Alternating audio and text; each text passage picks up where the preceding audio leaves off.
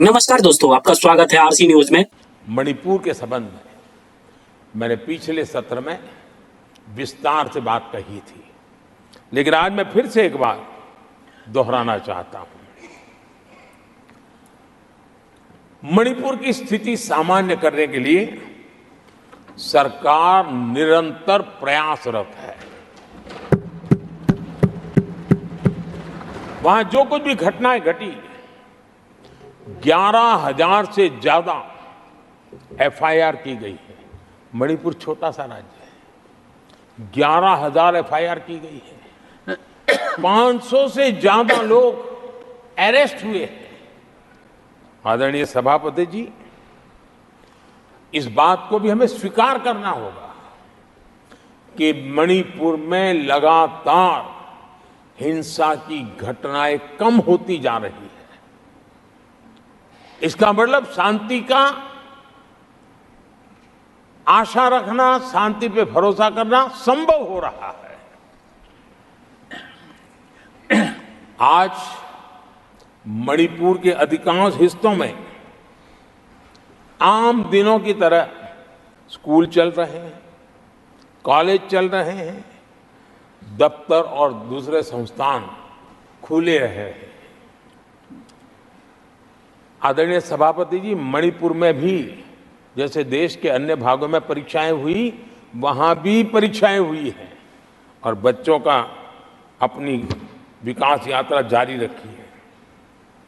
आदरणीय सभापति, केंद्र और राज्य सरकार सभी से बातचीत करके शांति के लिए, सौहार्द रास्ता खोलने के लिए लगातार प्रयास कर रही है। छोटे छोटे इकाइयों को जोड़ करके इन ताने बाने को गूंथना एक बहुत बड़ा काम है और शांतिपूर्ण तरीके से हो रहा है। बीते समय में पहले की सरकारों में ऐसा नहीं हुआ है। गृह मंत्री स्वयं कई दिनों तक वहां रहे हैं, गृह राज्य मंत्री हफ्तों तक वहां रहे हैं और बार बार वहां जाकर के संबंधित लोगों को जोड़ने का प्रयास करते रहे हैं। आदरणीय सभापति जी, पॉलिटिकल लीडरशिप तो है ही, लेकिन सरकार के सभी वरिष्ठ अधिकारी जिसका जिसका इन काम से संबंध है, वे लगातार वहां फिजिकल जाते हैं, लगातार वहां संपर्क में रहते हैं और समस्या के समाधान के लिए हर प्रकार से प्रयासों को बल दिया जा रहा है। आदरणीय सभापति जी, इस समय मणिपुर में बाढ़ का भी संकट चल रहा है और केंद्र सरकार राज्य सरकार के साथ मिलकर के पूरा सहयोग कर रही है। आज ही एनडीआरएफ की 2 टीमें वहां पहुंची है, यानी कि प्राकृतिक मुसीबत में भी केंद्र और राज्य मिलकर के मणिपुर की चिंता कर रहे हैं। आदरणीय सभापति जी, हम सभी को राजनीति से ऊपर उठ करके वहां की स्थिति को सामान्य बनाने में सहयोग करना चाहिए। ये हम सबका कर्तव्य है। आदरणीय सभापति जी, जो भी तत्व मणिपुर की आग में घी डालने की कोशिश कर रहे हैं, मैं उनसे आगाह करता हूं कि ये हरकतें बंद करें। एक समय आएगा मणिपुर ही उनको रिजेक्ट करने वाला है। ऐसे लोगों को, जो लोग मणिपुर के इतिहास को जानते हैं, मणिपुर की घटनाक्रम को जानते हैं, उनको पता है कि वहां का सामाजिक संघर्ष का एक लंबा इतिहास रहा है। उस संघर्ष की मानसिकता की जड़ें बहुत गहरी हैं, इसको कोई नकार नहीं सकता है।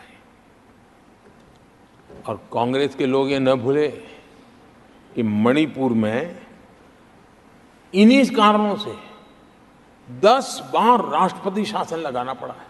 इतने छोटे से राज्य में 10 बार प्रेसिडेंशियल रूल लगाना पड़ा है, राष्ट्रपति शासन लगाना पड़ा है। कुछ तो मुसीबतें होगी और ये हमारे कालखंड में नहीं हुआ है, लेकिन फिर भी राजनीतिक फायदा उठाने के लिए वहां पर जिस प्रकार की हरकतें हो रही है, मैं इस सदन में देशवासियों को मैं बताना चाहता हूं 1993 में मणिपुर में ऐसे ही घटनाओं का क्रम चला था और इतना तीव्र चला था, इतना व्यापक चला था, वो 5 साल लगातार चला था।